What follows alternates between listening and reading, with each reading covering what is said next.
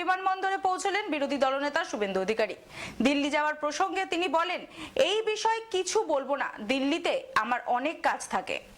দিল্লি যাওয়ার কারণ কি? দ্বিতীয় দফা প্রার্থী তালিকা না, বলুন না, আমার অনেক কাজ থাকে দিল্লিতে।